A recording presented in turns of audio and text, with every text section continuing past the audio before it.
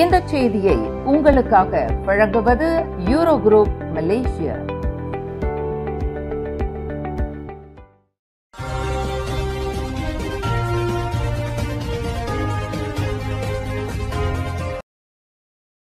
Kick தொழிலாளர்களின் நலனை பாதுகாக்க உத்தேச சட்ட மசோதா மிக முக்கியம். மனிதவள அமைச்சர் ஸ்டீவன் சிம்மிடம் மகஜர். நாட்டில் கிக் தொழிலாளர்களின் நலனை பாதுகாப்பதற்கு நாடாளுமன்றத்தில் தாக்கல் செய்யப்படவிருக்கும் உத்தேச சட்ட மசோதாவிற்கு ஆதரவு தெரிவித்து 100க்கும் மேற்பட்ட கிக் தொழிலாளர்கள் இன்று நாடாளுமன்ற வளாகத்தில் மனிதவள அமைச்சர் ஸ்டீவன் சிம்மிடம் மகஜர் சமர்ப்பித்தனர். அதேவேளையில் அரசாங்கம் முன்மொழியவிருக்கும் கிக் தொழிலாளர்களின் நலன் காப்பு சட்ட மசோதாவை எதிர்க்கும் நாடாளுமன்ற உறுப்பினர்கள் துரோகிகள் என்று அவர்கள் வர்ணித்தனர். கோவிட்-19 பெருந்தொற்றுக்கு பின்னர் ஒவ்வொரு நாட்டிலும் பொருளியல் வளர்ச்சியின் முதுகெலும்பாக விளங்கும் கிக் தொழிலாளர்களுக்கு உழைப்புக்கு ஏற்ற ஊதியம் கிடைப்பதில்லை.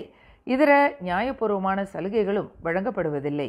அதற்கான சட்டங்கள் எதுவும் இல்லை.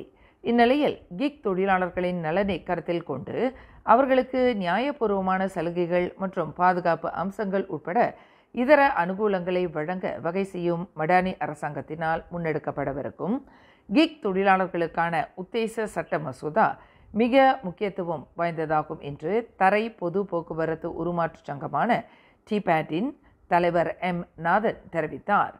நாடாளுமன்றத்தில் கொண்டு வரப்படவிருக்கும் கிக் தொழிலாளர்களின் ஜீவாதாரத்தை உறுதி செய்யும் உத்தேச சட்ட மசோதாவை 222 நாடாளுமன்ற உறுப்பினர்களும் ஆதரித்து அதனை சட்டமாக கொண்டு வர வேண்டும். அதற்கு மனிதவள அமைச்சர் ஸ்டீவன் சிம் துணை நிற்க வேண்டும் என்று நாதன் கேட்டுக்கொண்டார். அமைச்சர் ஸ்டீவன் சிம்மிடம் சமர்ப்பித்த மகஜரில் அவர்கள் 5 கோரிக்கைகளை முன்வைத்துள்ளனர்.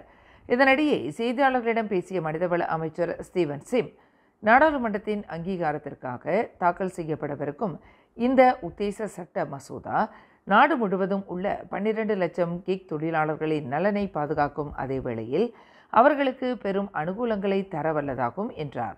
இந்த சட்ட மசோதா நாடாளுமன்றத்தில் அங்கீகரிக்கப்பட்டு ஏற்றுக்கொள்ளப்படுமானால் அடுத்து யார் எந்த அரசாங்கம் ஆட்சிக்கு வந்தாலும் கிக் தொழிலாளர்களின் நலனை பாதுகாக்க உத்தரவாதம் அளிக்கிறது என்று அமைச்சர் ஸ்டீவன் சிம் தெரிவித்தார். நாடாளுமன்ற வளாகத்தில் பல்வேறு ஸ்லோக அட்டைகள் மற்றும் பதாகைகளை ஏந்திய வண்ணம் 100க்கும் மேற்பட்ட கிக் தொழிலாளர்கள் திரண்டிருந்தனர். பினாங்கு கடலடி சுரங்கப்பாதை நிர்மாணிப்பு திட்டம் தொடர்பான லஞ்ச ஊழல் வழக்கில் முன்னாள் முதலமைச்சர் லிம் குவான் எங்கிற்கு எதிராக திரும்புவதற்கு அதிகாரிகளுடன் கூட்டு சேர்த்ததாக கூறப்படும் வாதத்தை தொழில் அதிபர் டத்துஸ்ரீ ஜி ஞானராஜா வன்மையாக மறுத்துள்ளார்.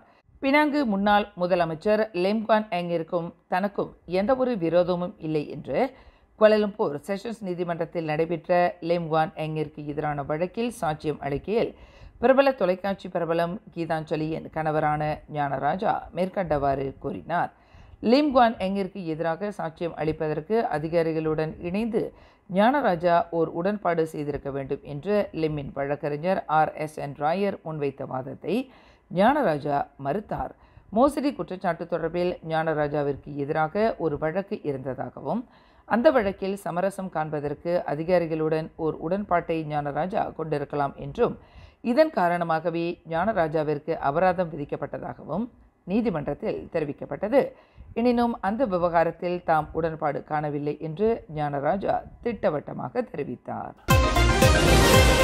கடந்த ஞாயிற்றுக்கிழமைக்கு பிறகு ஜொகூர் மாநிலத்தில் 3வது முறையாகவும் சகமாட்டில் 2வது முறையாகவும் இன்று காலையில் ஏற்பட்ட மிதமான நிலநடுக்கத்தில் எந்தவொரு பொருட்சேதமும் ஏற்படவில்லை என்று அறிவிக்கப்பட்டது. மக்கள் சற்று அச்சத்தில் இருந்த போதிலும் எந்தவொரு பாதிப்பும் இதுவரை ஏற்படவில்லை என்று சகமாட் மாவட்ட பேரிடர் நிர்வாக குழு ஒரு அறிக்கையில் தெரிவித்துள்ளது. எனினும் சகமாட்டில் மலேசிய வானிலை ஆய்வுத்துறையான மெட் மலேசியா மூலமாக பேரிடர் நிர்வாக குழு நிலைமையை மிக அணுக்கமாக கண்காணித்து வருவதாக அது தெரிவித்துள்ளது. இன்று காலையில் ஏற்பட்ட நிலநடுக்கத்தை தொடர்ந்து சகமாட்டிற்கு பாதுகாப்பு ஏஜென்சிகள் விரைந்துள்ளனர். சகமாட் எல்லா நிலைகளிலும் பாதுகாப்பாக இருப்பதை அவர்கள் உறுதி செய்வர் என்று பேரிடர் நிர்வாக குழு தெரிவித்துள்ளது.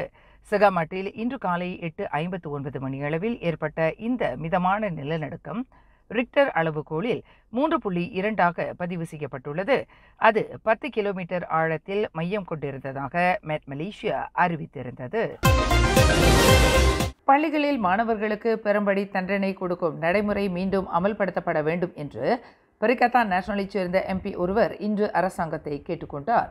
பெரும்படி தண்டனை கொடுக்கும் நடைமுறை அகற்றப்பட்டதால் மாணவர்களிடையே கட்டொழுங்கு சீர்குலைந்திருப்பதுடன் இன்று பல்வேறு சமூகவியல் பிரச்சினைகள் பள்ளிகளில் தலை தூக்க தொடங்கி உள்ளன என்று மக்களவையில் உலுத்ரங்கானு MP ரோசல் வாஹித் வலியுறுத்தினார். ஒரு காலத்தில் வீடுகளில் மட்டுமின்றி பள்ளிகளிலும் மாணவர்கள் கட்டொழுங்கு சீலர்களாக திகழ்ந்ததற்கு பள்ளிகளில் நடைமுறைப்படுத்தப்பட்ட பெரும்படி தண்டனை முறையே காரணமாகும். கட்டொழுங்கை மீறும் மாணவர்களுக்கு பெரும்படி தண்டனை கொடுப்பது மூலம் சிறு பிராயத்திலேயே அவர்கள் திருத்தப்படுவதற்கான வாய்ப்பை ஏற்படுத்துகிறது. காரணம், முன்பு பள்ளிகளில் பெரும்படி தண்டனைக்கு கல்வி அமைச்சு அதீத முக்கியத்துவம் அளித்தது. மாணவர்களின் கட்டொழுங்கு மீட்கப்படுவதற்கு துணை நின்றது. ஆனால் இன்று பெற்றோர்களுக்கு கல்வி அமைச்சு அதிக முக்கியத்துவம் அளிக்கிறது என்று ரோசல் வாஹித் தெரிவித்தார். ஜோஹர் பொந்தியானில் வீடொன்றில் நிகழ்ந்த தீ விபத்தில் 2 ஆடவர்கள் கருகி மாட்டனர். மேலும் ஒருவர் கடும் தீக்காயங்களுக்கு ஆளாகினார். இந்த சம்பவம் இன்று காலை 11 மணி அளவில் ஜலான் பொந்தியான் லோரோம் மங்கேஸ் என்ற இடத்தில் நிகழ்ந்தது. வீடு முழுக்க தீ பரவியதை உணர்ந்த அந்த மூவரும் வீட்டிலிருந்து வெளியேற முயற்சித்துள்ளனர். எனினும் தீயின் ஜுவாலைக்கு மத்தியில் வீட்டின் கூரை இடிந்து விழுந்ததால் அதில் 2 அடியில் சிக்கி உயிரிழந்தனர். மற்றொருவர் அதிர்ஷ்டவசமாக உயிர் தப்பிய போதிலும் கடும் தீக்காயங்களுக்கு ஆளாகி பொந்தியான் மருத்துவமனையில் சேர்க்கப்பட்டுள்ளதாக பொந்தியான் பாரு தீயணைப்பு நிலைய தலைவர் முகமது நஸ்ரி அஹ்மத் ஷஹீடூன் தெரிவித்தார்.